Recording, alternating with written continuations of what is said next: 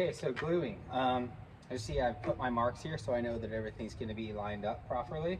And whenever using like PVC primer and cement, really should wear gloves because this stuff's gross. Anyway, yep, doing it, getting a good coat of primer on both sides of the fitting, of each fitting, I should say. That's one. And then go ahead and start here.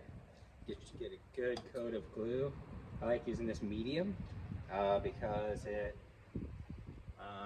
sets quickly, but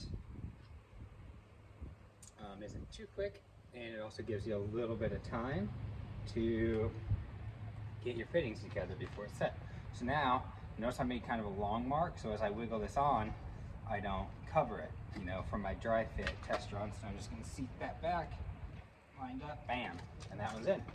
And then I'll just keep going on to this next fitting from this T into the 45, and then I'll cut a stub to get from here into another 90 that's going to lead to our overflow.